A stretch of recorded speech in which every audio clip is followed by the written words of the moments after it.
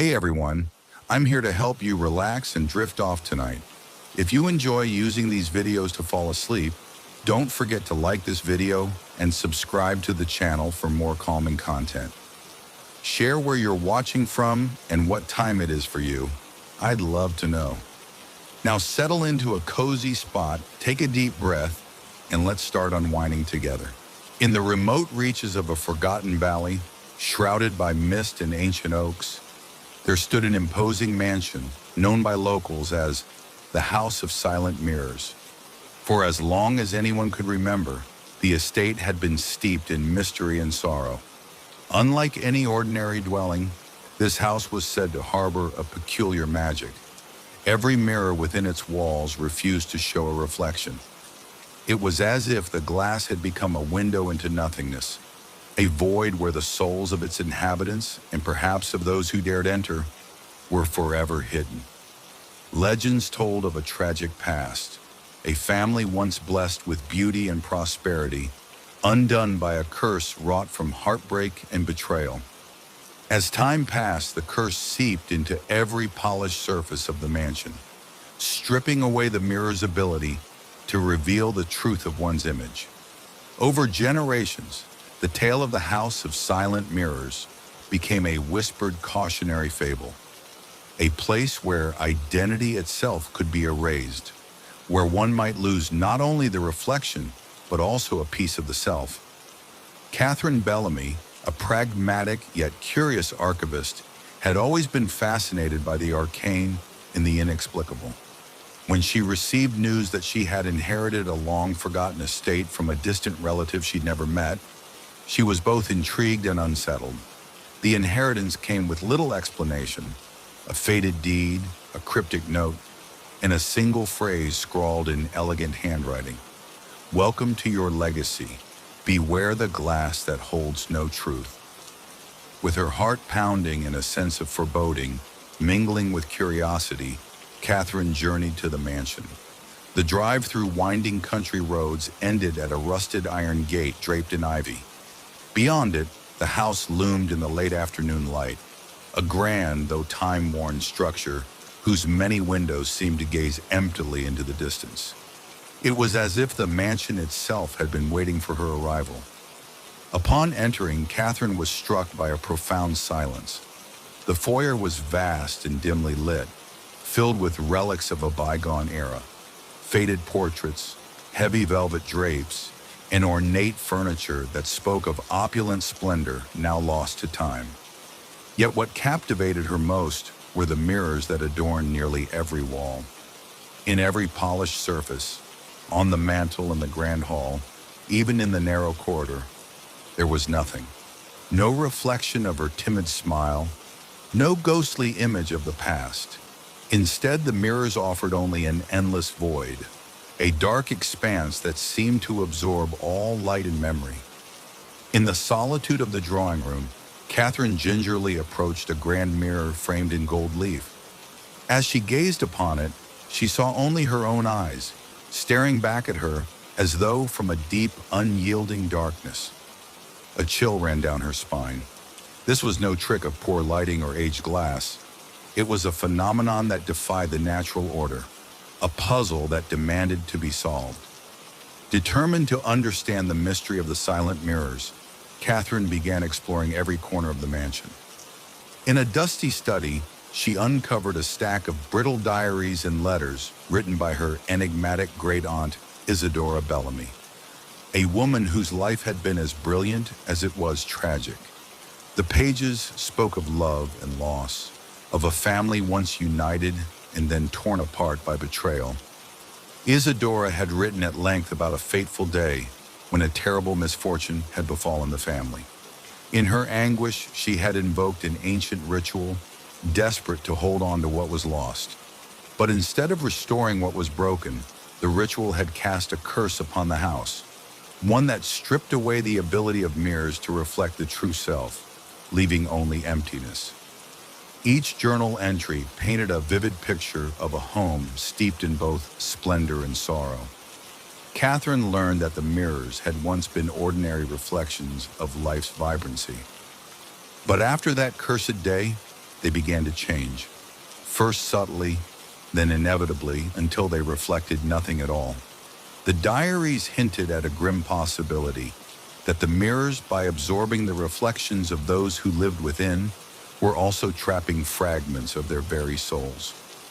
As Catherine read, the mansion seemed to whisper its secrets, the walls creaking softly as if in sorrowful remembrance. The more Catherine delved into the history of the house, the more she began to experience unsettling occurrences. Late at night, when the house was cloaked in darkness and silence, she would awaken to find that her personal belongings had subtly shifted positions. In the hallway, she caught fleeting glimpses of figures moving in the corners of her vision, ghostly silhouettes that vanished when she turned to look. And in those same moments, every mirror in the house remained stubbornly blank, as if guarding secrets too terrible to be seen. One night, while exploring the upper floors, Catherine entered a room filled with old family portraits. The faded images depicted ancestors whose eyes seemed to hold sorrowful knowledge. Yet when she looked into the ornate mirror hanging above the mantel, no faces appeared, not even hers. Instead, a chill darkness greeted her, deep and impenetrable. It was then that she realized that the curse was not merely a quirk of fate, but a malignant force that seeped into every corner of the house. Haunted by questions and driven by a need for answers, Catherine resolved to confront the mystery head-on. She began by compiling every scrap of information from the diaries, letters, and local lore. Late one stormy evening, as rain pattered against the leaded glass windows and thunder rumbled in the distance, she sat in the vast library, surrounded by dusty tomes and faded manuscripts. With a trembling voice, she read aloud passages that described the ritual her great-aunt had attempted, a desperate incantation meant to bind the house's magic to the family's legacy, but which had instead sown the seeds of despair. As the wind howled outside, Catherine felt a stirring within her. In a moment of resolve, she decided to retrace her great-aunt's steps. If the curse could be understood, perhaps it could be undone, or at least its hold on the house could be lessened. With a mixture of trepidation and determination, she gathered the items mentioned in the diaries: a silver locket containing a faded photograph, a black candle carved with ancient symbols, and a small vial of water from the family's ancestral well. Under the dim light of a waning moon, Catherine arranged the ritual items in the center of the grand foyer, directly beneath the largest mirror, a mirror that had once belonged to her great-aunt Isadora. In the silence that followed, she recited the incantation written in Isadora's delicate hand. The words, heavy with grief and hope, echoed through the empty halls. Slowly, as if responding to her pleas, the mirror's surface began to shimmer faintly. At first, it was just a glimmer, a soft ripple in the dark, empty plain. Then, as the incantation grew in fervor, the surface quivered, and for a moment, Catherine thought she saw the faint outline of a face, an ancestor perhaps, or a spirit long lost. But as quickly as the image appeared, it dissolved into darkness once again. In that fleeting instant, she understood the terrible beauty of the curse. The mirror was not simply blank, but it held within it the echoes of every soul that had ever dwelt in the house. Each erased reflection was a memory, a part of the family that had been locked away in perpetual shadow. Tears streamed down Catherine's face as she whispered, "Show me, I beg you. Let me see. Let me know that I am here." For several agonizing minutes, the silence was punctuated only by the soft crackling of the candle and the distant rumble of the storm. And then, as if in response to her desperate plea, the mirror's surface began to clear, slowly revealing a distorted, ghostly reflection of herself. It was not perfect, but it was unmistakably her own face, imbued with the weight of all those who had come before. In that moment of revelation, Catherine felt both relief and sorrow. The mirror had returned a semblance of her reflection, yet it was as if the very act of showing her had drained something from the house. The glow of the restored image was fragile, and as she looked closer, she saw other faces flickering behind hers, brief, sorrowful apparitions that vanished as soon as she blinked. It was a reminder that every truth comes with a price, and that to see the hidden realities of the house, one must bear the burden of its past. Over the following weeks, the mansion seemed to shift subtly. The oppressive emptiness in the mirrors began to ease, and small reflections of life returned. A family portrait where the eyes of the subjects glinted with quiet pride. A vase of wildflowers on a mantel that now caught the light just so. Yet the transformation was not complete. The house remained a place where the past and present intertwined, where the boundaries between memory and identity were as fragile as glass. Catherine devoted herself to understanding the nature of the curse. She spent long hours in the library, translating ancient texts and comparing her great-aunt's diaries with local legends. Slowly, she began to piece together a theory. The curse had been a desperate act of self-preservation, a final tragic attempt by her ancestors to hold on to what they cherished. But in trying to freeze time, they had inadvertently sealed away their reflections, their very souls in the mirrors. The curse was not malevolent by nature, but a manifestation of overwhelming grief, a warning that one must never lose sight of oneself, even in the face of sorrow. Armed with this newfound understanding, Catherine set about restoring not only the mirrors, but the spirit of the house itself. She invited close friends and family to help her cleanse the mansion, to bring warmth and light back into its shadowed halls. Together, they polished the mirrors, repainted the walls with colors that spoke of hope and renewal, and shared stories of the past, stories of laughter, of triumph, and of love lost and found. As the days grew longer and the chill of winter gave way to the gentle thaw of spring, the house began to change.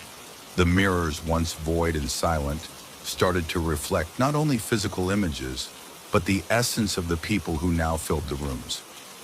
In the grand hall, where a massive mirror had once been a silent witness to sorrow, a new light now danced in its depths, a light born of resilience and the unyielding desire to remember and move forward.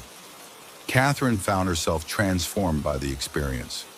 The house had taught her that identity was not a static image fixed in glass, but a living, evolving tapestry woven from memories, dreams, and the willingness to confront one's own darkness. And in that truth, she found a deep, abiding hope. A belief that even the most devastating curses could be lifted if one was brave enough to face them head-on. Years later, the mansion, now lovingly known as the House of Living Reflections, had become a sanctuary for those who sought to rediscover themselves.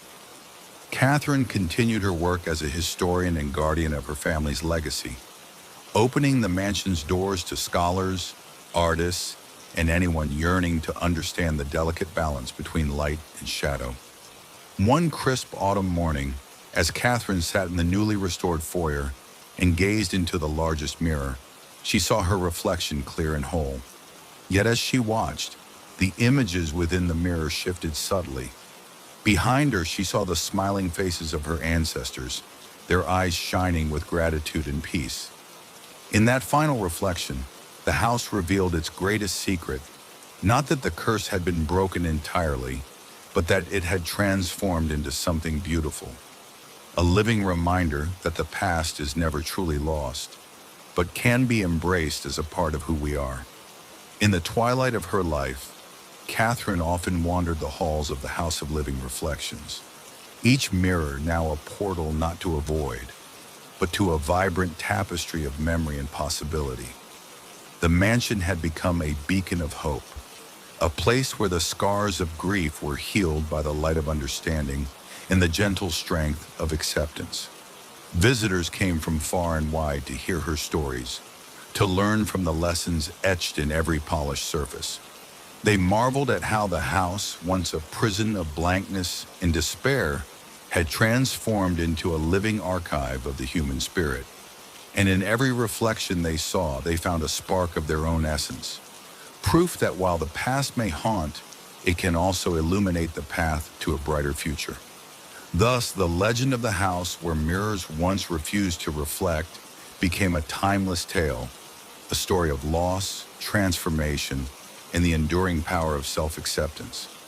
It stands as a gentle reminder that even in the darkest moments, when our reflections seem lost, the light of our true selves can be rediscovered and cherished, reflecting back a legacy of hope that spans generations.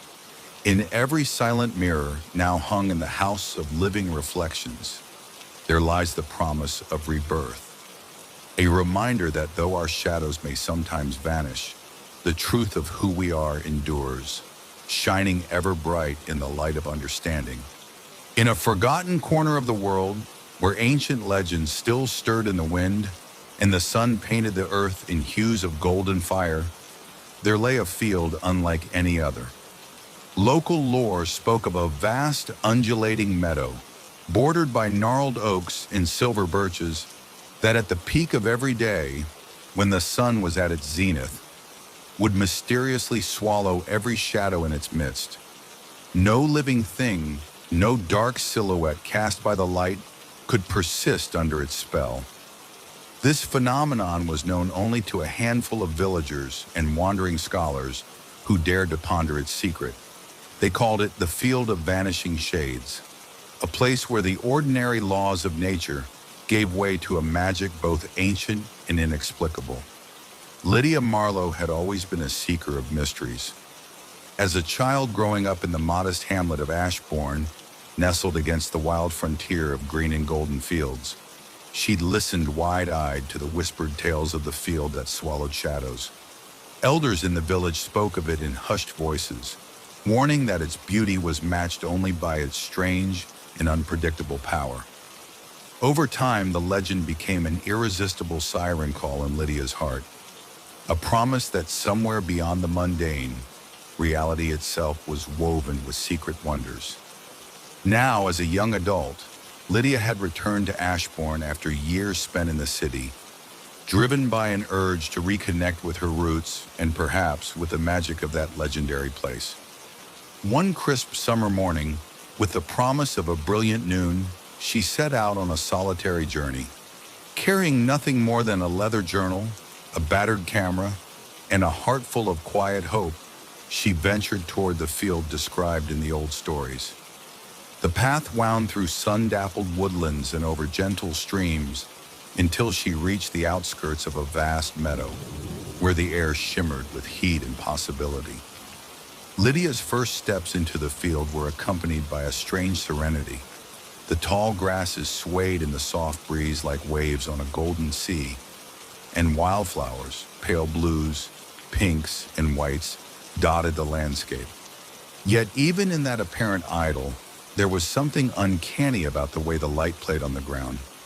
As she strolled slowly, she noticed that the shadows of trees, birds, and even her own form appeared elongated and distorted in the early morning. But by midday, when the sun climbed high and the heat shimmered on the horizon, an otherworldly change occurred. At exactly noon, as if guided by an unseen hand, every shadow in the field would vanish, swallowed by the luminous embrace of the land. Lydia had read of this phenomenon in old journals and heard fragments of it from the village elders.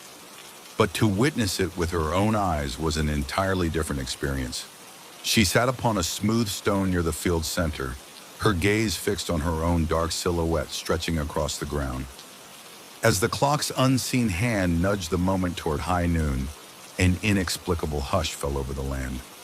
Slowly, imperceptibly at first, her shadow began to shrink, then dissolve, until nothing remained but the blazing clarity of sunlight over the untouched earth. In that transformative moment, Lydia felt a mix of wonder and unease.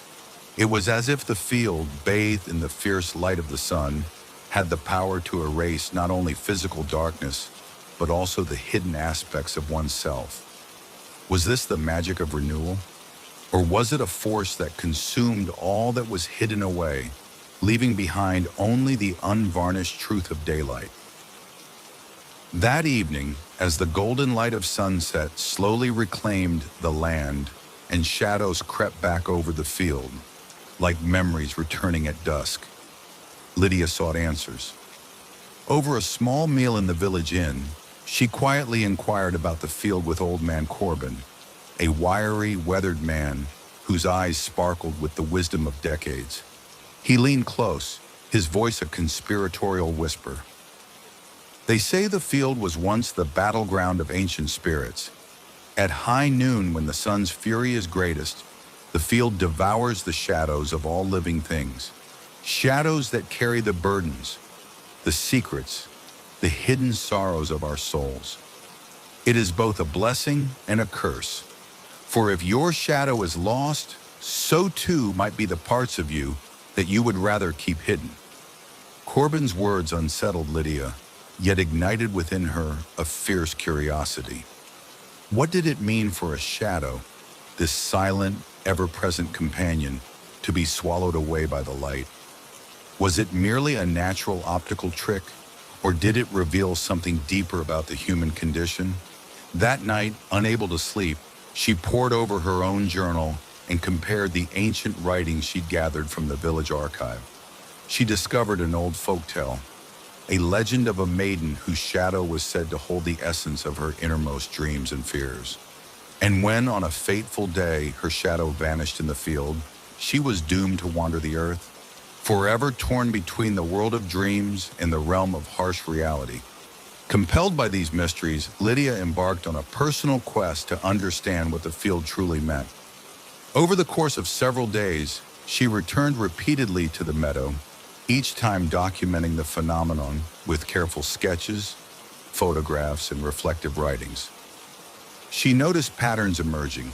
Every noon, as the shadows were devoured by the brilliant light, there seemed to be a momentary clarity, a brief interval where one's innermost self was laid bare, as if the field's magic forced each soul to confront its hidden truths. One sweltering afternoon, as the clock in her mind neared noon, Lydia sat beneath an ancient willow at the field's edge, allowing herself to be enveloped by the golden heat. In the final moments before the magic took hold, she closed her eyes and thought of all the parts of herself she had long hidden, her fears, her regrets, her secret hopes. And then, as the sun reached its apex, she opened her eyes to witness her shadow dissolving, not just from the ground, but from her very being. In that moment, she experienced a revelation. The field was not merely a passive expanse of land, but a living, sentient force, a mirror reflecting the internal landscape of every soul that wandered its bounds. For some, it might bring liberation. For others, a stark, unyielding confrontation with pain. As her own shadow vanished, Lydia felt as though a door had opened within her, revealing corridors of memory and emotion she had long avoided. Word of Lydia's experiences soon spread through Ashbourne, and she found herself approached by others who claimed to have felt the field's mysterious influence.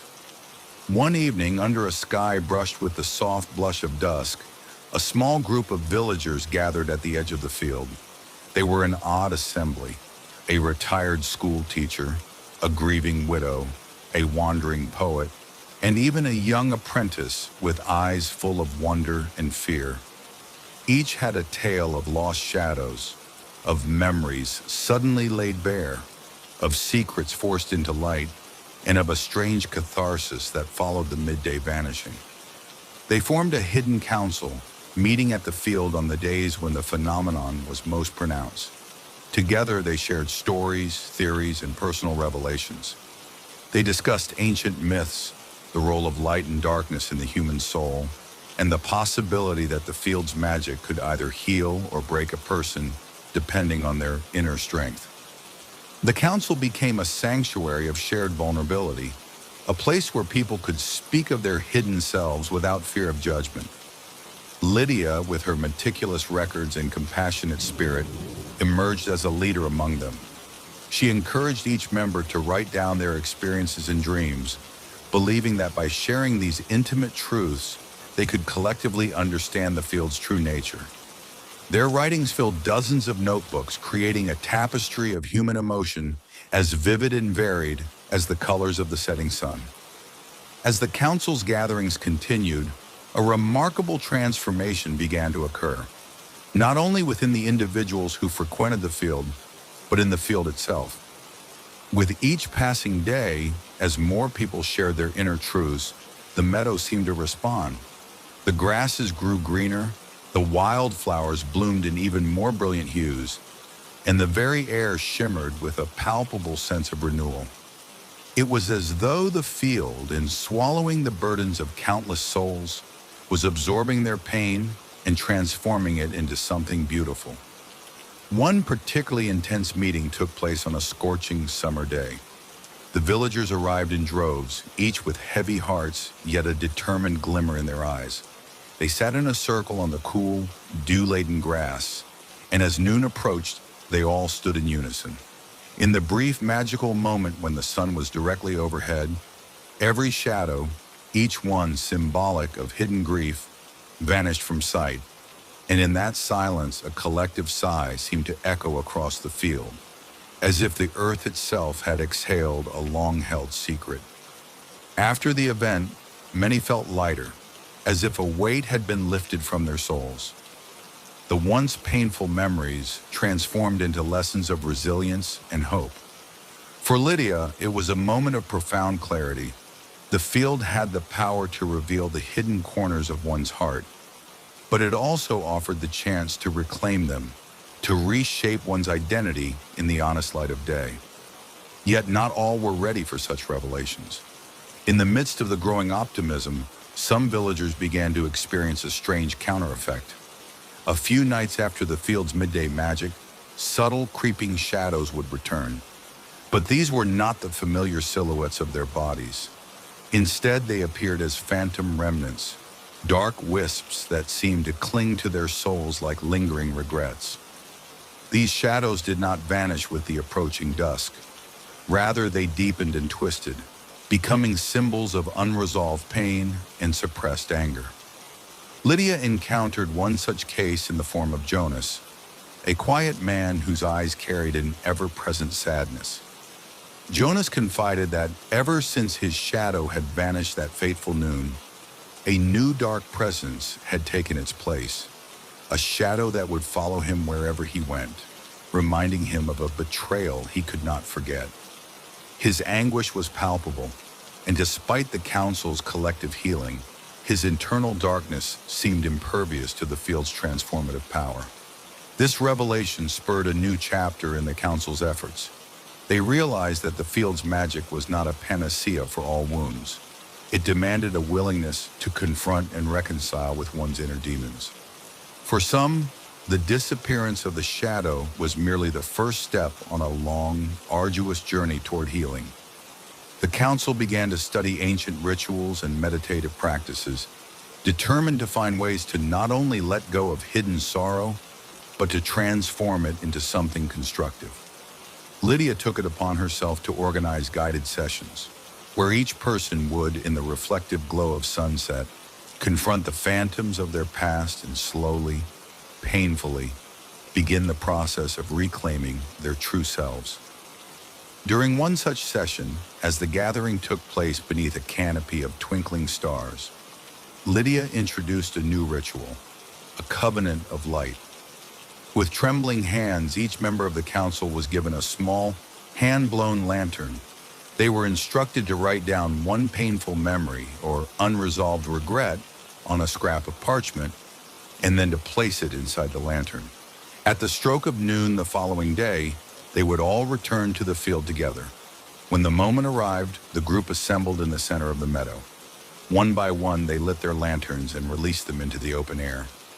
As the sun reached its zenith, the lanterns glowed with a soft, warm radiance that mingled with the brilliance of the field. Miraculously, as the light touched the ground, the phantom shadows that had long haunted their souls began to dissipate, swallowed by the overwhelming power of collective hope and renewal. The scene was both surreal and profoundly moving. Hundreds of tiny lanterns drifting like fireflies against the midday sun, each one carrying the burdens of a weary heart, and in that union, the promise of a new beginning. In that moment, Lydia and her newfound family of seekers felt a deep, unspoken connection, not only to each other, but to the very land itself, which had borne witness to centuries of sorrow and now embraced the possibility of healing. As the seasons turned and the sun cycled through its endless journey across the sky, the legend of the field that swallowed shadows at noon grew in both myth and meaning. The once solitary meadow transformed into a sacred space, a place where the people of Ashbourne and beyond came to confront their inner truths and to celebrate the fragile beauty of human existence. Artists, poets, and philosophers found inspiration in its shimmering expanses, while healers and mystics studied its magic, seeking to harness its power to mend broken hearts. Lydia, now recognized as a wise guardian of the field's secrets, continued to document her experiences and the stories of those who had walked its transformative grounds. Her journals, filled with lyrical descriptions of sunlight and shadow, sorrow and hope, became treasured manuscripts, guiding lights for generations of seekers who wished to understand the delicate interplay between what is hidden and what is revealed. In quiet lectures and secret gatherings, she shared the legacy of the field, emphasizing that true healing lay not in the erasure of darkness, but in the courageous embrace of it. In the twilight of her life, as Lydia sat beneath an ancient oak at the edge of the field, she marveled at the unending cycle of transformation. The field, like life itself, was a tapestry of contradictions, a place where shadows vanished in the brilliance of noon, only to return in nuanced forms at dusk. Yet each disappearance was also a promise of renewal, a reminder that even the deepest pain could be transmuted into light through acceptance and love. The legacy of the field endured in every gentle breeze, every rustling leaf, and every ray of sunlight that danced upon the meadow. Its magic was subtle and ever-changing, a timeless testament to the resilience of the human spirit. And though the field swallowed shadows at noon, it also nurtured the seeds of hope, allowing the souls of those who dare to dream and to confront their inner darkness to blossom anew. Long after Lydia's footsteps had faded from the paths of Ashbourne, the field continued its silent vigil, a vast, living chronicle of human emotion and memory. Travelers and seekers from distant lands would come, drawn by whispers of its transformative power. They would sit in its golden embrace at noon, watching as their own shadows dissolved into the light. Each vanishing silhouette a symbol of the burdens they were willing to release. In quiet moments when the world seemed to hold its breath and the sun shone with a rare, unfiltered brilliance, those who had once known pain would smile, recalling the lesson of the field, that within every shadow lay a promise of renewal, and that every heart, no matter how burdened, could find solace in the transformative power of light. Thus, the legend of the field that swallows shadows at noon lived on, a story woven into the very fabric of time, a reminder that even in the darkest moments, hope shines bright, waiting to be discovered in the simple, eternal dance between shadow and light. On the outskirts of a sleepy town where dusk lingered a little too long and the mists held secrets of forgotten times, an old mansion sat in silent solitude.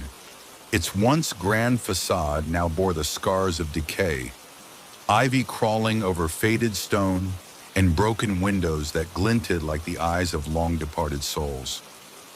Locals whispered that within its walls, dreams could step out of the realm of imagination and take form, and that if you were unfortunate enough to awaken in that place, nightmares would cling to you with relentless persistence. Few dared speak its name openly. Those who did often shudder at the memory of nights filled with visions too vivid, too real to be mere tricks of sleep. Alicia Monroe had always considered herself a practical soul, grounded in facts and reason.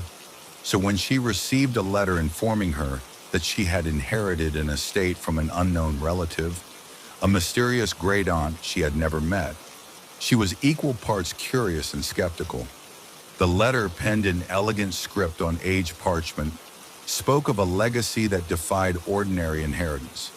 It instructed her to come to the old mansion, known simply as the house, and to claim what was rightfully hers. Traveling by train to the remote village of Ravenhill, Alicia felt an inexplicable chill as she approached the estate. The landscape grew wilder with each passing mile, a tangle of ancient trees and fog that blanketed the roads. When she finally stood before the wrought iron gate, its ornate curves twisted in a way that seemed to hint at hidden meanings, she felt as if she were stepping into a realm between worlds. With nothing but a suitcase and a brave heart, she pushed open the creaking gate and crossed the threshold into a destiny unknown. The mansion's interior was a repository of forgotten memories. Dust-laden corridors led to vast rooms, where tattered draperies and faded portraits seemed to watch her every move. That first night, as Alicia settled into the master bedroom, a room adorned with antique furnishings and a canopy bed that swayed ever so slightly in the draft, she couldn't shake the feeling that the house was alive, waiting expectantly for her. After a quiet dinner by candlelight, Alicia retired to bed. As sleep embraced her, the boundaries between waking and dreaming began to blur. In her dream, the walls of the mansion melted away, revealing a radiant landscape bathed in the soft light of a perpetual twilight. Lush gardens filled with impossible, iridescent blooms stretched out before her, and gentle music floated on the air. In that serene vision, all her hopes and desires materialized effortlessly. Her deepest dreams had become reality. Yet as the dream deepened, subtle shadows crept at the edges, fleeting figures that whispered warnings, and dark corridors that hinted at unspeakable horrors. When Alicia awoke, her heart pounded not only with wonder, but with a lingering dread.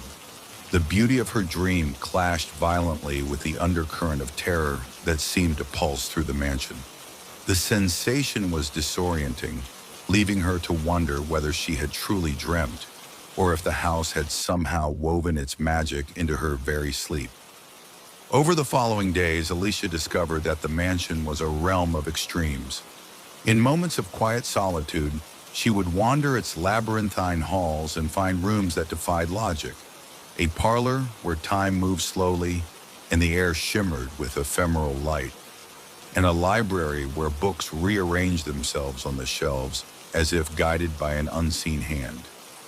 In these moments, the house offered her wonders that no mortal architect could have imagined. Dreams, aspirations, and moments of transcendent beauty. Yet just as quickly as the marvels appeared, so did the nightmares. In the dead of night, Alicia began to experience vivid, unrelenting visions of terror. In one recurring nightmare, she found herself trapped in an endless corridor, lined with mirrors reflecting distorted images of herself. Each reflection, a manifestation of her deepest insecurities and unspoken fears. In another, she wandered a barren landscape under a blood-red sky, pursued by shadowy figures whose eyes glowed with malevolence. The nightmares were relentless, seeping into her waking hours and leaving her exhausted, as if the house itself fed on her despair. The dichotomy was as perplexing as it was terrifying. A place where dreams could bloom into radiant reality, yet nightmares clawed at the edges of consciousness, never fully letting go. Alicia soon realized that the mansion was not merely a building, but a living entity. A portal between the sublime and the horrific, where every desire carried with it a cost. Desperate for answers, Alicia began to search the mansion for clues to its mysterious powers. In a dusty study hidden behind a false wall, she uncovered a trove of letters and diaries belonging to her great-aunt Isadora, the enigmatic matriarch who had once lived within these walls. The writings painted a portrait of a woman who had been both blessed and cursed by the house's magic. Isadora had described it as a sanctuary where dreams could be nurtured, but also as a prison from which one could never truly escape the specters of one's own mind. One entry, written in trembling script on a stormy night, recounted how Isadora had attempted to harness the house's power to heal her own grief, a grief born from the loss of a beloved child. In her desperation, she had performed a ritual intended to channel the house's benevolent energies, only to awaken something darker. The diary spoke of a door in the mansion's heart that promised access to a realm of pure possibility, but at the cost of unleashing nightmares that would forever haunt the living. Isadora's final words were a warning. The house gives what you seek, but it never gives without taking. In the balance of dreams and nightmares, there lies a truth too terrible to bear. Armed with this knowledge, Alicia understood that her own experiences were part of a long and tragic legacy. The mansion's magic was neither wholly benevolent nor entirely malevolent. It was a mirror, reflecting the dual nature of the human heart. And now its legacy was hers to bear. Despite the haunting terror of her nightmares, Alicia found herself drawn to the moments of wonder that the house offered.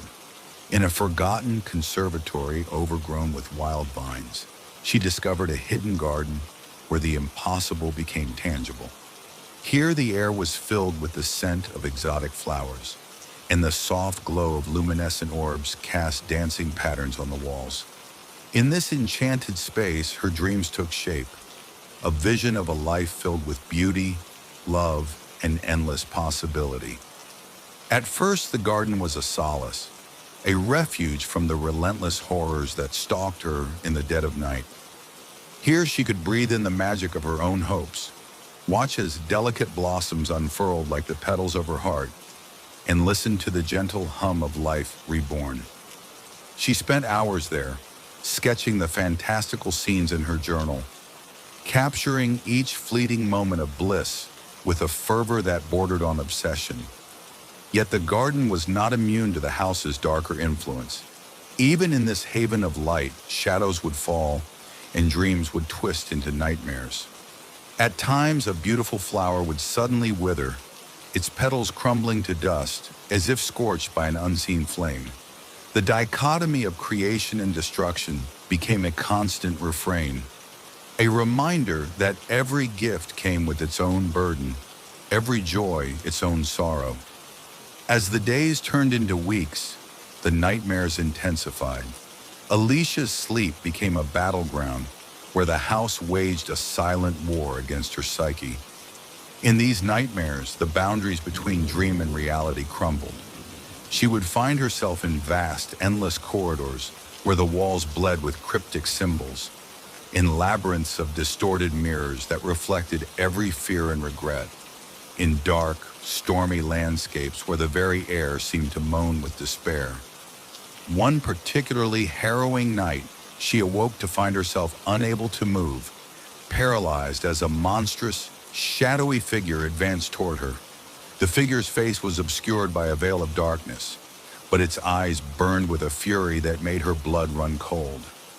Just as the creature reached out, a surge of overwhelming emotion, an echo of all the love and hope she had experienced in the garden, filled her heart. With a cry that tore through the silence, she broke free from the paralysis, the nightmare dissolving like smoke in the morning light. Though she awoke with sweat-drenched sheets and a pounding heart, the episode left a mark on her soul. It was a stark reminder that the house's power was not a simple conduit for dreams, but a crucible in which the deepest parts of one's self were laid bare. Every hope, every fear, every joy and sorrow intertwined in an eternal dance. Determined to end the cycle of nightmares, Alicia began to search for a source, a way to balance the scales of the house's magic so that dreams might flourish without the relentless specter of nightmares. Her quest led her deep into the mansion's forgotten depths, through secret passageways behind ancient tapestries and locked doors that creaked open only for those with a true purpose. In a chamber shrouded in dim candlelight, she discovered an ornate mirror framed in intricate carvings, a mirror that seemed to pulse with a life of its own. Inscribed along its edge were words in a language long dead, hinting at a ritual to restore the balance of light and shadow. With trembling hands, she consulted Isadora's diaries once more and pieced together a ritual that promised to tame the nightmares without sacrificing the beauty of the dreams. The ritual required a deep sacrifice, a relinquishment of something held dear. Alicia realized that to heal the house, she might have to confront the very core of her own darkness. She gathered the items described in the diary: a lock of her own hair, a small locket containing a cherished memory of her mother, and a silver chalice filled with water from the enchanted conservatory garden. With these items arranged before the mirror, she began the incantation, her voice steady despite the tremors of fear. Under the watchful eyes of the silent mansion, Alicia recited the ancient verses, her words echoing in the cavernous room like the beating of a timeless drum. The mirror's surface began to ripple, and images swirled within, a montage of her deepest dreams and darkest nightmares intermingled. The room filled with a soft glow that gradually intensified until it was as if the very air shimmered with ethereal light. As the incantation reached its climax, a surge of energy pulsed through the chamber. The mirror cracked, not with violence, but with a gentle sigh, and from its fractured surface emerged a vision, a luminous figure that embodied both hope and despair. The apparition spoke in a voice that was both familiar and distant. To live is to embrace both light and shadow, it intoned. Only by accepting the totality of your soul can you break the cycle that binds this house. In that moment, Alicia felt an overwhelming catharsis, a release of pent-up sorrow and fear. Tears streamed down her face as she let go of the grief that had long weighed on her heart, offering it up to the silent void. The mirror's glow softened, and the images within stabilized into a harmonious blend of beauty and sorrow. The nightmares that had haunted her began to recede, replaced by visions of gentle, enduring dreams. In the days that followed the ritual, the mansion began to change. The oppressive aura that had once suffocated every room now lifted, replaced by a delicate balance of light and shadow. While dreams still flowed freely through its halls, vivid, inspiring, and luminous, the nightmares lost their relentless grip. In their stead were gentle echoes of lessons learned, reminders that every dark moment could give rise to brilliant hope. Alicia spent long hours in the enchanted garden and hidden chambers of the mansion, documenting the transformation in her journal. The house, it seemed, was healing from wounds that had festered for centuries. And in her own heart, she found a newfound resilience, a quiet acceptance of life's duality, the beauty interwoven with pain. Yet the balance was fragile. The mansion continued to be a realm where the extraordinary mingled with the mundane, where every door and corridor held the promise of wonder and the caution of past despair. Alicia knew that she must remain vigilant, a guardian of the house's delicate equilibrium, so that the dreams might continue to shine without the shadows consuming them. Years passed, and the mansion became a sanctuary for those who dared to dream and confront their inner darkness.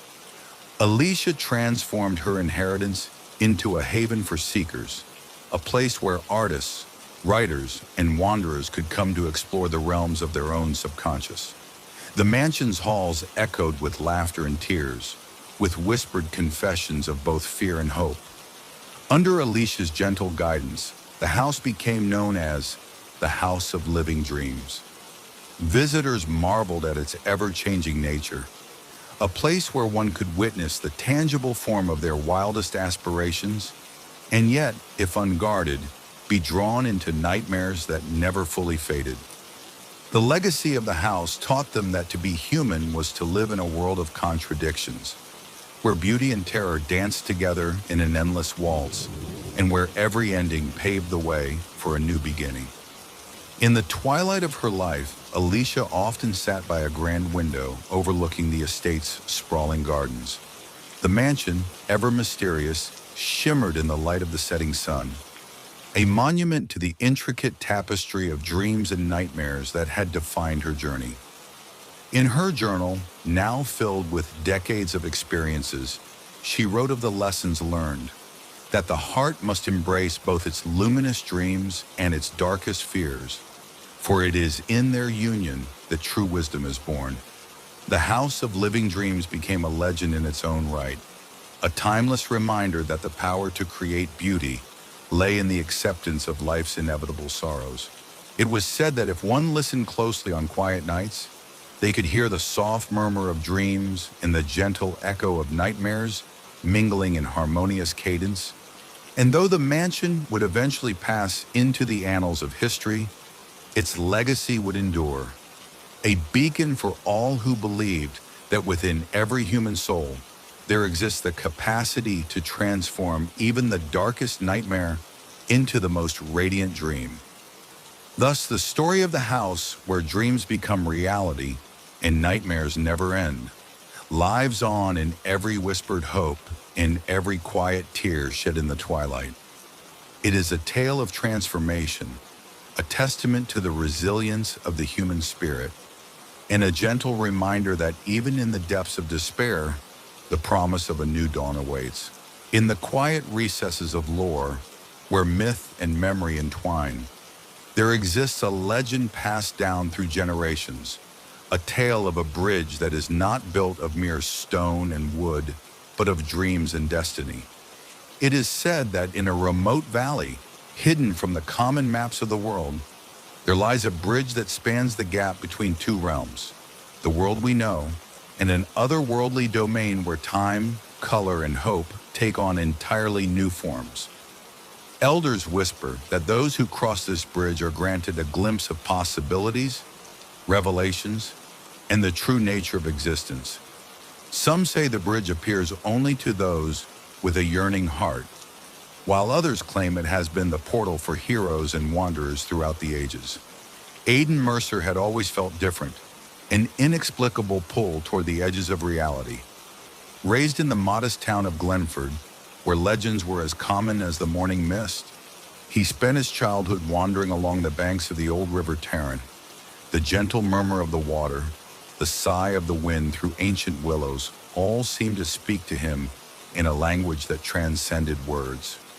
In his dreams, he saw visions of a luminous structure, half hidden by the embrace of nature, a bridge that shimmered like liquid silver under a twilight sky. During one crisp autumn evening, while the sun dipped behind the distant hills and painted the sky with strokes of pink and gold, Aidan discovered an unusual glimmer among the reeds by the riverbank. Drawn by curiosity, he followed the subtle light to its source. There, emerging from a copse of towering oak trees, stood a bridge unlike any he had ever seen, a structure of weathered stone and graceful arches that seemed to radiate a gentle, otherworldly glow. His heart pounded with wonder as he realized that the legends of his youth were not mere fables, but echoes of a hidden truth. The bridge stretched over the dark waters of the river, its surface etched with intricate carvings that depicted swirling motifs of stars, trees, and enigmatic symbols. As Aidan stepped closer, he could feel a soft vibration beneath his feet, a rhythmic pulse that resonated with the beating of his heart. Every step toward the threshold felt like a step into the unknown, as if the world around him were slowly dissolving into whispers of another time. Local lore spoke of the Bridge of Twilight, a portal that appeared only when the veil between worlds grew thin, when night and day danced together in a brief, magical moment. Aidan recalled the hushed tales told by his grandmother, who described the bridge as a passage that led to a realm where all possibilities coexisted in harmonious chaos. Now, as the wind rustled softly and the first stars began to pierce the evening sky, he understood that his destiny was calling him across that threshold. With a mixture of trepidation and exhilaration, Aiden took a deep breath and stepped onto the bridge. The air around him shifted, cool, tinged with the scent of ancient pines and something indescribably sweet, like the memory of long-forgotten blossoms. Each footstep echoed on the stone, and as he moved steadily forward, the landscape around him seemed to transform. The familiar world of Glenford began to blur into a mosaic of vibrant colors and surreal imagery. The river below, once dark and mysterious, now glowed with a phosphorescent light, as if alive with the secrets of the deep. The sky above was a tapestry of swirling hues, violet, emerald, and burnished gold, that defied the simple blue of the waking world. In that suspended moment between realms, Aiden felt a profound sense of release. The burdens of everyday life lifted, replaced by the promise of infinite discovery. Stepping off the bridge, Aiden found himself in a land that defied mortal expectations. The terrain was a kaleidoscope of rolling hills, crystalline lakes, and forests where the trees whispered in voices both ancient and tender. Here, gravity seemed to yield to whimsy. Rocks floated lazily above the ground, and streams meandered in loops as if tracing secret patterns in the air. Time itself appeared pliable, measured not by clocks but by the subtle shifts of light and shadow that danced across the horizon. The inhabitants of this realm, if one could call them that, were not human in the usual sense. Ethereal beings, their forms delicate and luminous, moved gracefully along winding paths. They greeted Aiden with gentle smiles and words that resonated like music.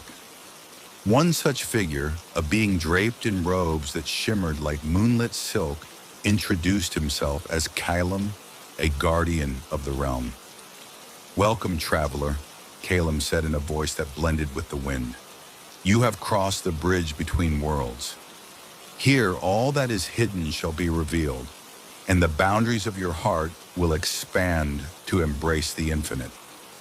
In this strange new world, Aiden began a journey of exploration.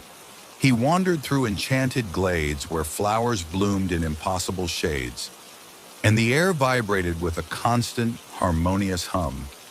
In one lush valley, he encountered a council of ancient spirits, each a keeper of memories from lost civilizations. They recounted tales of epic battles, star-crossed lovers, and the eternal cycles of creation and decay. Their stories were woven together like threads in a grand tapestry, revealing the interconnectedness of all life. Aiden was especially drawn to a solitary figure known only as Leora, a poet whose eyes seemed to hold the secrets of every sunset and sunrise. Over days that melted into one another, Leora shared her own experiences of the realm. "This world," she explained softly as they strolled along a path lined with glowing fungi, "is the canvas upon which all dreams are painted. Every emotion, every thought becomes real here. It is a place of raw, unbridled possibility, yet it is not without its sorrows. The beauty of this realm is born from both joy and pain, creation and destruction." Her words resonated deeply with Aiden, stirring within him a longing not only to explore the wonders of this world, but also to understand its inherent duality. Yet the path of discovery was not without its challenges. As Aiden ventured further, he encountered trials that tested his resolve, compassion, and willingness to confront the hidden parts of himself. In a forest of mirrored trees, where every reflection showed not only his image but also his innermost fears, he was forced to face the wounds and regrets he had long buried. The experience was both excruciating and transformative, each confrontation a step toward healing, each tear a release of long-held sorrow. At a crystalline lake, whose surface rippled with visions of alternate destinies, Aiden saw what might have been: paths untraveled, loves unclaimed, and dreams never dared. In that moment of painful clarity, he understood that this realm revealed not only external wonders, but the truths of one's soul. With courage summoned from the depths of his heart, he embraced his past and vowed to let go of the burdens that had weighed him down in his old world. As the days turned into weeks, Aiden faced a profound choice.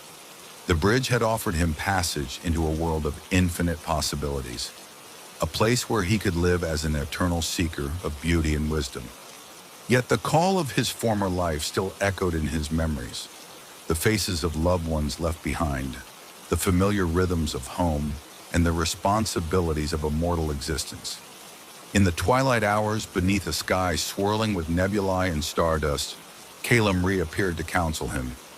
"The bridge you crossed is not a prison, nor is it a destination," he said gently. "It is a threshold, a choice. You may remain in this realm and join the ranks of those who live in perpetual wonder, or you may return to your own world, carrying with you the wisdom of what you have seen. Both paths are sacred.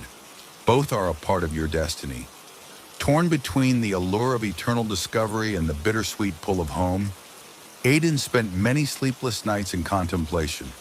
The hidden realm had opened his eyes to wonders beyond imagining, yet the simple beauty of everyday life, the laughter of friends, the warmth of sunlight on familiar streets, held its own kind of magic. Finally, with a heart both heavy and hopeful, he made his choice. Determined to return to the mortal realm while preserving the gifts of his extraordinary journey, Aiden retraced his steps to the bridge. The path back was at once familiar and transformed. Every stone, every whisper of the wind carried a dual memory of both worlds. As he crossed the bridge one final time, the structures of both realms shimmered together, a delicate merging of twilight and dawn. The moment he set foot back in his own world, Aiden felt the weight of years and the gentle embrace of home. Yet he was forever changed. The ordinary world now held subtle traces of magic, a glint of mystery in the laughter of a child, the gentle warmth of a sunset that seemed to echo the colors of the other realm. He carried within him a secret knowledge, that hidden within the fabric of everyday life lay the potential for endless wonder. In the years that followed, Aiden dedicated himself to bridging the gap between the two realms. He became a storyteller, a chronicler of wonders both seen and unseen, sharing his experiences through eloquent writings and quiet lectures that captivated audiences. His words painted vivid pictures of enchanted forests, mirrored lakes, and celestial bridges, tales that ignited the imagination and reminded people that the world was far richer and more mysterious than the mundane routines of daily life might suggest. Aiden also established a small haven, a sanctuary where those who yearned for something beyond the ordinary could gather. In a modest building lined with books and trinkets from both worlds, he curated a collection of artifacts, sketches, and handwritten accounts. The sanctuary became a place of pilgrimage for dreamers and seekers, a living testament to the idea that one could walk in two worlds and find beauty in both. As time flowed like a gentle river, Aiden grew older, yet his eyes retained the spark of eternal wonder. He often returned to the bank of the River Taryn, where the original bridge once appeared. Though the physical structure of the bridge had faded from mortal sight, perhaps to reappear only when destiny required it, its legacy endured in every story, every dream, and every whispered memory of a world beyond. On quiet evenings, when the wind carried hints of forgotten magic and the twilight seemed to blur the edges of reality, people in Glenford would speak of Aiden's tales. They recounted how he had crossed into another world and back, how he had seen the infinite possibilities that lay hidden just beneath the surface of everyday life. And in those moments, the bridge that once connected two realms lived on in the hearts and imaginations of all who listened. In the twilight of his life, Aiden sat by a window overlooking a serene valley. As the sun dipped below the horizon, painting the sky with hues of amber and violet, he smiled quietly, knowing that the bridge he had crossed was not a singular event, but a perpetual invitation, a reminder that the boundaries between worlds are ever fluid, ever shifting, and always full of possibility. The legend of the bridge continues to inspire those who dare to dream beyond the confines of the visible world. It whispers to every seeker that there exists a threshold, a portal to hidden realms where the heart's truest desires and deepest mysteries await. And though the bridge may vanish from sight in the waking world, its promise endures in the eternal dance between light and shadow, between the seen and the unseen. Thus, the story of the bridge that crosses into another world remains an enduring testament to the magic that lies just beyond our perception. A call to all who listen to step beyond the ordinary and embrace the infinite wonders that wait on the other side. In the heart of an ancient cemetery on the outskirts of the village of Evershade, a solitary grave stood apart from all others. Unlike its neighbors, each marked by vibrant wildflowers, carefully placed bouquets, and the tender care of those who remembered, the grave of Marion Everly remained bare. No matter the season, no matter how many visitors paid their respects, not a single blossom ever dared to bloom upon its weathered stone. For centuries, the villagers whispered that Marion's resting place was cursed, a final resting ground where even nature refused to show its mercy. They said that Marion Everly had once been a woman of great beauty and deep sorrow, whose life had been marred by tragedy and betrayal. Her story was lost to time, buried beneath layers of myth and grief. Yet the curse lingered, a reminder that some wounds remain unhealed, and some memories, though faded, continue to cast their long shadows. Eleanor Blackwood was a young historian and amateur botanist with a passion for uncovering the stories behind local legends. Growing up in Evershade, she had heard the murmurs of Marion's curse since childhood, but the tale had always been shrouded in mystery.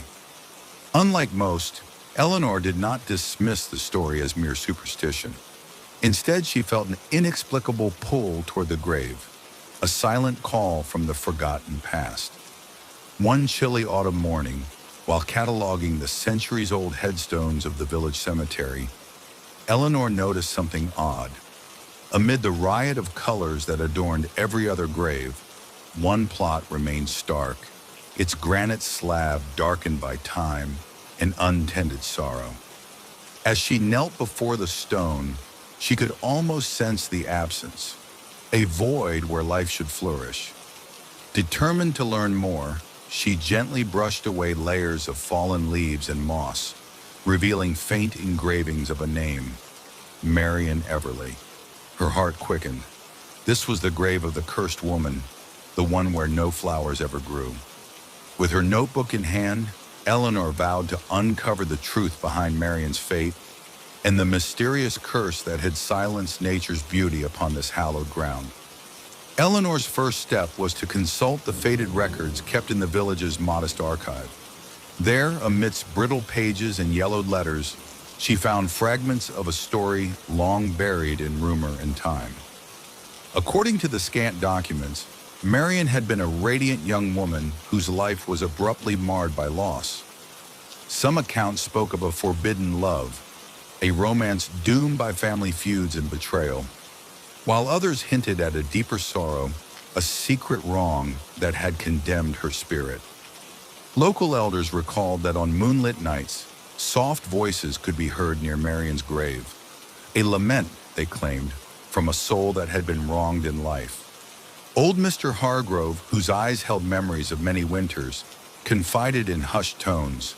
They say her heart was shattered beyond repair, that she swore never to let beauty bloom where sorrow reigned, and so even the earth refused her kindness. These whispered recollections only deepened Eleanor's resolve. The more she learned, the more it seemed that Marion's curse was no idle legend, but a living wound, a magic born of grief and sealed with regret. One crisp evening, as twilight bled into the long shadows of the cemetery, Eleanor returned to Marion's grave. The air was cool and the silence almost tangible, broken only by the soft rustling of autumn leaves. With her lantern in hand, she approached the stone, determined to experience whatever truth lay hidden within its cold surface. As she knelt in prayerful curiosity, a sudden gust of wind stirred the fallen leaves into a delicate dance. In that fleeting moment, Eleanor thought she heard a faint murmur, a whisper carried by the wind. The voice was soft and sorrowful, as if reciting a long-forgotten hymn. Her heart pounded, and for the first time she felt a connection with the spirit of Marian, a shared grief that transcended time. Eleanor closed her eyes, letting the silence envelop her. When she opened them again, the grave remained as bare as ever, but the sense of melancholy had deepened. Something was stirring in the darkness, a truth that the curse had hidden from the world of the living. Determined, she made a vow. She would uncover Marian's lost story, even if it meant confronting the very forces that had withered the flowers and chilled the soil. In the days that followed, Eleanor dedicated herself to gathering every scrap of information available. She interviewed the town's oldest residents, visited local churches where Marian's name was mentioned in passing prayers, and even scoured private diaries and letters passed down through generations. One recurring detail emerged from these disparate sources. The curse that had fallen upon Marian's grave was said to be the result of a desperate act, a ritual performed in a moment of unbearable sorrow. Legend had it that on the night of her greatest despair, Marian, betrayed by those she loved most, invoked a forbidden incantation. In a final, anguished plea for retribution against a world that had forsaken her, she cursed the earth itself. Her words, carried on the wind, wove a spell so potent that from that day forward, no flower, no sign of life, would dare bloom in the space where her body was laid to rest. The curse was not merely an act of defiance, but a manifestation of her eternal grief, a sorrow so profound that even nature recoiled in sympathy. Eleanor could feel the weight of these ancient words in her soul. The curse was as much a part of Marian as her unfulfilled dreams, and to understand it was to grasp the full measure of the pain that had once defined her life. The historian in her longed to rewrite the narrative, to find a way to break the spell that had condemned the grave to desolation. In her quest for a solution, Eleanor sought the counsel of a reclusive botanist named Dr. Adrian Sinclair, a man whose expertise in rare and mystical flora was renowned throughout the region. Dr. Sinclair, a gentle soul with a keen mind and an eye for beauty even in decay, agreed to meet Eleanor in the cemetery at dusk. As they walked together along winding paths, he listened intently to her account of the curse. "There is a legend among botanists," he murmured thoughtfully, "of a hidden garden where nature itself defies the curse of despair. It is said that deep in the forest, beyond the boundaries of this graveyard, grows a unique flower, the lumen lily, whose light can overcome even the darkest enchantment. Perhaps this flower, with its delicate radiance, holds the key to breaking the curse upon Marian's grave." Inspired by Dr. Sinclair's words, Eleanor and the botanist began an arduous search through dense thickets and mossy clearings in the forest surrounding Evershade. For days they trekked beneath ancient trees and across babbling streams, driven by a shared hope that nature might yet be coaxed into reclaiming a spot left barren by sorrow. One misty morning, as the forest awoke in a quiet symphony of birdsong and rustling leaves, Dr. Sinclair's careful eyes caught a glimpse of something unusual. In a secluded glade bathed in the soft glow of early light, a single radiant flower unfurled its petals. It was unlike any other. Its petals shimmered with an ethereal luminescence, shifting in color from gentle silver to pale gold, as if capturing the very essence of dawn. The lumen lily. With great care, Dr. Sinclair gathered a few blossoms, preserving their fragile beauty in delicate glass vials. He explained that the lily's magic was renowned in ancient lore. Its radiance could purify cursed ground, mend broken soil, and awaken dormant life, even in the most desolate places. Eleanor's heart leaped with hope. Perhaps with the help of the lumen lily, they could lift the curse that had stifled Marion's grave for so many years. That evening, beneath a canopy of twinkling stars and the watchful gaze of a full moon, Eleanor prepared to perform a ritual of renewal at Marion's grave. With Dr. Sinclair by her side, she arranged the precious lumen lily blossoms around the barren headstone. The air was thick with anticipation as she recited incantations from the archaic texts she had painstakingly pieced together. A prayer of healing, of remembrance, and of forgiveness. As her words floated into the night, a soft wind stirred, and for a moment, the barren earth seemed to tremble with anticipation. The petals of the lumen lily glowed brighter, casting a gentle light over the grave. The ground, long desolate and unyielding, began to soften as if awakened from a long slumber.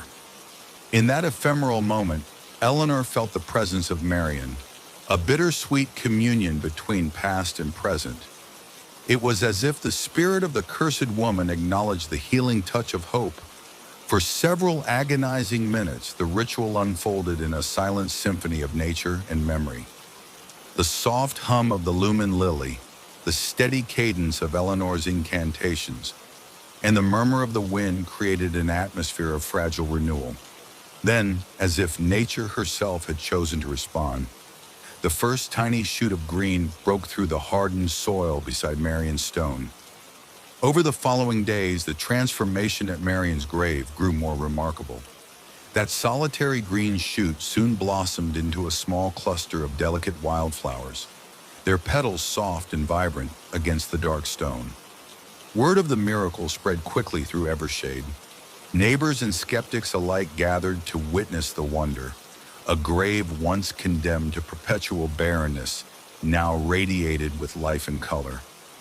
Eleanor watched in awe as the once forbidden patch of earth burst into bloom, a testament to the power of hope, the resilience of nature, and the healing potential of compassion. The sight was bittersweet. While it celebrated renewal, it also served as a reminder of Marion's tragic past and the sorrow that had long lingered over her final resting place. Yet in that gentle, quiet bloom, there was also the promise of forgiveness, a chance for the wounds of the past to begin mending, one fragile petal at a time. Despite the miraculous bloom, Eleanor knew that true healing required more than the beauty of wildflowers. Determined to bring closure to Marion's story, she delved deeper into the old records, personal letters, and whispered accounts of the villagers. In the attic of a long-forgotten estate, she discovered a diary, Marion's diary, filled with heartfelt entries that recounted a life of passion, loss, and unfulfilled dreams. The diary painted a portrait of a young woman caught between the demands of a strict society and the yearning for a love that was as transient as it was profound. Marion's words, though laced with regret, also carried a deep, luminous hope, a hope that one day, even the barren soil of her existence might be transformed by forgiveness and understanding. Eleanor shared Marion's story with the villagers, reading passages at community gatherings and preserving the diary's legacy in the local library. The tale of Marion Everly soon transcended the boundaries of rumor and superstition, becoming a poignant reminder of the beauty that can arise from sorrow when nurtured with love.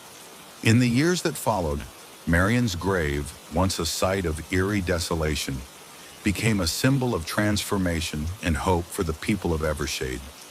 Every year on the anniversary of the ritual, villagers gathered at the graveyard to celebrate the bloom of the wildflowers, sharing stories of loss, renewal, and the enduring power of nature's grace. The once cursed grave was lovingly tended, not with pity, but with reverence for the lessons it had imparted, that even in the darkest places, life can find a way to bloom. Eleanor, now regarded as a guardian of Marion's legacy, continued her work as a historian and storyteller. Her chronicles, filled with lyrical descriptions of that fateful night in the miraculous bloom, inspired a new generation to seek beauty in the most unexpected places. She taught that every scar, every sorrow, and every barren patch of earth could be the seedbed for new growth if nourished with hope and compassion. Decades later, as the village of Evershade prospered and modernity brushed its gentle touch over its ancient streets, Marion's grave remained a quiet, steadfast monument to the power of renewal. The wildflowers that had once struggled to break through the hardened earth now formed a vibrant garden, a living memorial to a life once marred by sorrow and now redeemed by the transformative magic of forgiveness. On warm spring afternoons, children played near the grave, their laughter mingling with the soft rustle of petals in the breeze. Elderly residents would sit on nearby benches, recalling tales of the cursed grave that had become a beacon of hope. And every so often, a visitor, drawn by the legend of the grave where no flowers ever grew, would pause in silent reflection, marveling at how beauty could emerge from desolation. In the heart of that garden, amidst the riot of colors and the gentle hum of life, Marion Everly's story was not one of eternal sorrow, but of quiet triumph. A reminder that even the most barren places have the potential to blossom if given a chance. The legacy of the grave that once rejected all life had been transformed into a testament to the resilience of the human spirit and the boundless capacity of nature to heal. Thus ends the chronicle of a grave where no flowers ever grew, a tale of sorrow, cursed memories, and the miraculous power of renewal. In the silent, sacred earth of Evershade, the wildflowers now bloom as eternal witnesses that even in the depths of despair, hope can take root and blossom into beauty beyond measure. In the remote valley of Maryland, where mist clung to ancient stone walls and twilight stretched its fingers over winding cobblestone streets, there existed a legend whispered on every cold autumn breeze, a market that appeared only when the night was at its darkest and vanished with the first blush of dawn. This wasn't a market of ordinary trade. It was a realm of enchantment and secrets, a convergence of mortal curiosity and mystical bargains. Stories told by elders spoke of wandering souls who had glimpsed its luminous stalls and marveled at the exotic wares offered by vendors from worlds unseen. But as the light of day crept in, the market dissolved like a dream, leaving behind only memories, unanswered questions, and an ineffable longing for a realm that existed just beyond the reach of ordinary life. Eliana Graves had always been drawn to the fringes of myth and reality. A diligent scholar by day and a seeker of hidden wonders by night, she spent her youth poring over obscure manuscripts and local folktales. One evening, while studying in the dusty archive of Maryland's old library, she stumbled upon a crumbling parchment that detailed a secret road, a narrow, overgrown trail leading into the depths of the ancient forest. The faded words promised that if one followed the path under the cover of darkness, one might encounter a market where the mundane and the magical converge, and where treasures are bartered for more than just coin. With a heart stirred by equal parts excitement and trepidation, Eliana resolved to trace this hidden path. That very night, under a sky flecked with countless stars, she packed a small satchel with a notebook, a lantern, and a few provisions, and slipped out into the cool embrace of the night. The path was barely discernible beneath a canopy of tangled vines and fallen leaves. Yet as she pressed forward, the forest seemed to whisper encouragement. Every rustle of leaves and every distant call of an owl became part of an ancient incantation, guiding her toward a destiny she had only dreamed of. After hours of navigating through the dimly lit forest, Eliana emerged into a clearing where the world itself seemed to have transformed. Bathed in the silver glow of the moon, a vibrant bazaar stretched out before her. Stalls constructed from weathered wood and draped in rich, colorful fabrics lined the clearing. Lanterns glowing with an otherworldly light swung gently in the breeze, casting dancing shadows on the cobblestones. Here the air hummed with quiet excitement, and the scent of exotic spices and rare herbs mingled with the crisp, nocturnal aroma of dew. At first glance, the market defied logic, a place where time itself appeared to hold its breath. Merchants, both human and not, greeted passers-by with knowing smiles and mysterious glances. There were vendors selling potions that shimmered like liquid starlight, enchanted trinkets that pulsed with hidden energy, and scrolls inscribed with words that glowed faintly in the dark. Even the music seemed enchanted, a soft, melodious tune that ebbed and flowed, setting the rhythm of this nocturnal bazaar. Eliana wandered between the stalls in wonder, her senses alive with the magic of the moment. She observed a peculiar merchant with eyes that sparkled like the night sky, offering vials of eternal twilight and other items that promised to unlock secrets of the heart. Everywhere she looked, the market whispered of realms and destinies far beyond the ordinary. As Eliana roamed the winding paths of the market, she encountered vendors whose origins seemed as mysterious as the wares they sold. One stall, draped in deep purple cloth and illuminated by flickering blue flames, was operated by an elderly man who introduced himself as Maestro Lucien. His stall boasted relics from forgotten empires, ancient coins, delicate porcelain figurines, and maps of stars that no longer graced modern skies. Lucian's eyes held a sorrowful wisdom, and as he spoke, his voice was both a lullaby and a warning. All that glitters in the darkness bears a cost. Choose wisely, dear traveler. Further along, a cloaked woman known only as Seraphine offered enchanted charms. Each charm was said to reveal glimpses of alternate lives, visions of what might have been if different choices had been made. With a graceful gesture, she invited Eliana to try one, and for a fleeting moment, the world around her shimmered with possibilities, scenes of love lost and found, of dreams pursued and abandoned. But as quickly as the visions came, they faded into the night, leaving Eliana with a bittersweet ache in her heart. At another stall, tucked away beneath a canopy of iridescent fabric, was a vendor who traded in secrets. His stall was filled with small, intricately carved boxes, each one said to contain the hidden truth of a long-forgotten soul. The vendor, whose name was whispered to be Moriam, offered Eliana a delicate silver box with filigree so fine it seemed spun from moonlight. "This," he murmured, "contains a secret that will forever change your understanding of who you are.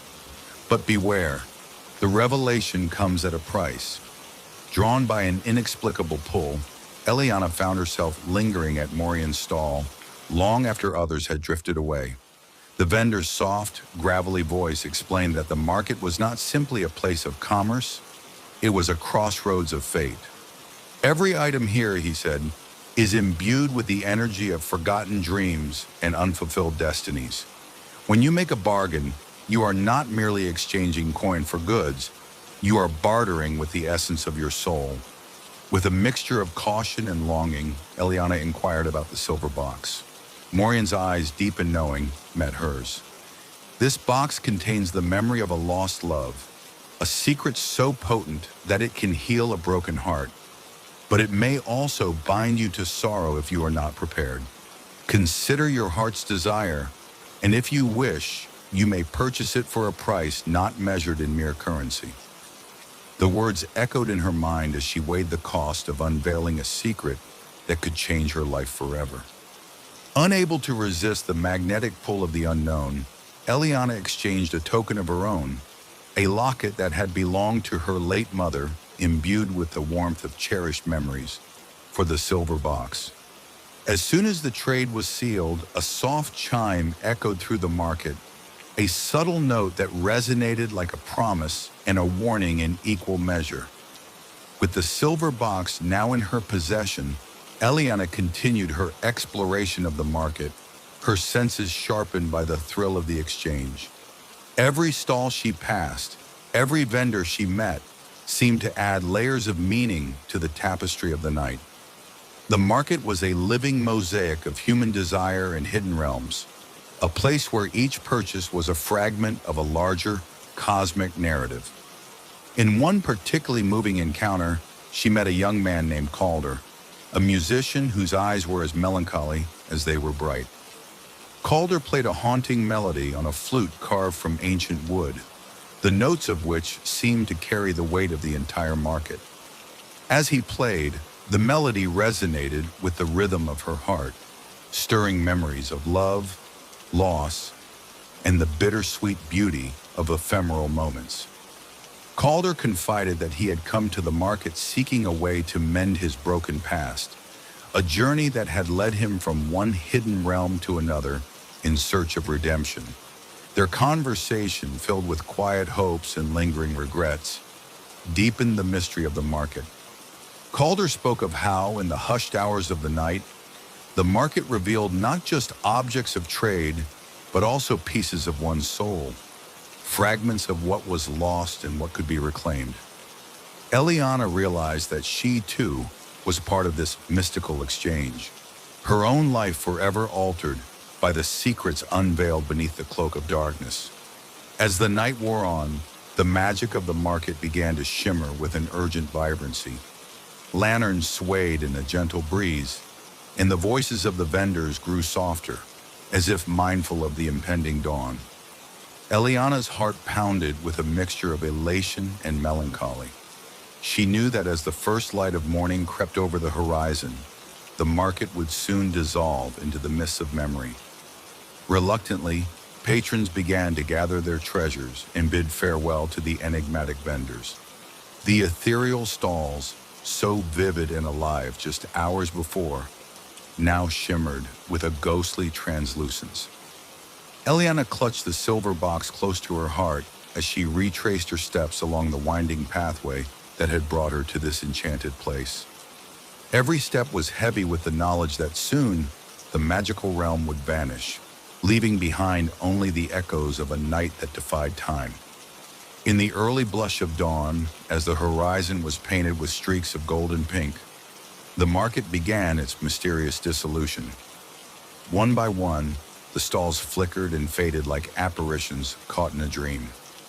The vendors, whose faces were once radiant with otherworldly charm, became shadowy figures that melted into the growing light. Even the music of Calder's flute softened into a gentle hum, gradually swallowed by the awakening world. Eliana stood at the edge of the clearing, watching as the last vestiges of the market shimmered and disappeared. The silver box, now cool against her skin, felt both a tangible link to that magical night and a weight of the secret it contained. In that quiet moment, she understood that the market's vanishing was not an ending, but a transformation, a fleeting glimpse into a realm that existed in parallel to the ordinary, accessible only when the veil between worlds was at its thinnest. Returning to her modest home in Maryland, Eliana spent hours examining the silver box. When she carefully opened it, she discovered a folded parchment inscribed with delicate, flowing script. The note recounted a love lost to time, a tragic romance between a noblewoman and a humble poet, whose souls had been entwined in the market's magic long ago. The words, filled with longing and despair, resonated deeply within her, stirring emotions she had long kept hidden. As the morning wore on, Eliana felt the duality of the experience settle over her. The wonder of having seen a hidden world, and the melancholy of knowing that such moments, however precious, were ephemeral. The market, she realized, was a transient portal to hidden realms, a reminder that beauty and magic were often fleeting, and that every secret carried its own price. The memory of that night, like the silver box and its contents, would remain with her forever, a beacon of enchantment amid the mundane flow of everyday life. Unable to shake the profound impact of the vanished market, Eliana delved into research, seeking the origins of this mystical realm. She combed through ancient texts in the local library, interviewed elderly residents who recalled strange, inexplicable events from their youth, and even ventured to distant archives where forgotten legends were preserved on brittle parchment. Her investigation uncovered tales of a fabled market that had existed for centuries, a meeting place for spirits, dreamers, and wanderers from realms beyond the mortal sphere. According to these accounts, the market was created by a convergence of celestial energies and human longing, designed to bridge the gap between the seen and unseen. Each appearance of the market was a rare event, tied to a celestial alignment or a powerful surge in collective hope and sorrow. Elena learned that those who visited the market were forever changed. They carried a spark of its magic within them, a reminder that the world was far more mysterious than it appeared. Months passed, and though life resumed its ordinary rhythm, Elena could not forget the night of the vanishing market. The memories of its vibrant colors, the soft music, and the cryptic bargains lingered like a secret melody in her soul. Driven by both a yearning for further revelation and a desire to share what she had witnessed, she decided to return to the clearing on the anniversary of that enchanted night. Under a moonlit sky, with the silver box tucked safely in her satchel, Eliana retraced the hidden path into the ancient forest. This time the atmosphere felt even more charged with expectation. The trees whispered her name, and the gentle hum of the night promised that magic was near. As she reached the clearing, however, she found it empty, a barren space where the market once thrived. Yet in the center of the clearing, a single stall remained, illuminated by the glow of a solitary lantern. There, a familiar figure, Seraphin, the enigmatic vendor of enchanted charms, waited. Seraphine greeted her with a knowing smile. "You have returned, Seeker," she said softly. "The market may vanish with the dawn, but its magic endures in those who have witnessed it. Now it is time for you to choose. Will you share its secrets with the world, or will you keep them as a cherished mystery in your heart?" Eliana paused, the weight of her experiences pressing upon her. The market had transformed her, opened her eyes to a tapestry of hidden realms, and imbued her with a deep, abiding sense of wonder.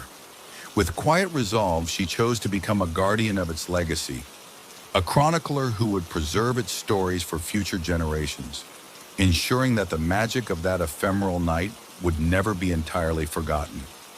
Years later, the tale of the market that vanished with the dawn became a cherished legend in Maryland and beyond. Eliana's writings, filled with lyrical descriptions and heartfelt reflections, spread across distant lands, inspiring others to seek the hidden wonders that lay just beyond the veil of ordinary life. The silver box, safely enshrined in a glass case in the local museum, served as a tangible reminder of that magical night, a silent testament to the power of mystery and the eternal allure of the unknown. In quiet corners of the town, at dusk when the sky blushed with the promise of night, locals would share hushed stories of the market, of its vibrant stalls and the ephemeral bargains struck under the cover of darkness. Children grew up with eyes wide in wonder, and even the most practical souls felt a spark of possibility when they heard the legend. For Ileana, the memory of that night remained a constant beacon, a reminder that the world was far richer and more mysterious than it seemed. And as long as hearts remained open to wonder and dreams dared to cross the threshold of the mundane, the legacy of the vanishing market would endure, a living bridge to hidden realms that shimmered just beyond the dawn. Thus ends the chronicle of the market that vanishes with the dawn, a story of enchanted nights, mystical bargains, and the eternal dance between what is seen and what lies hidden. Its magic, ephemeral yet everlasting, continues to inspire those who believe that sometimes the most wondrous treasures are found in the spaces between day and night.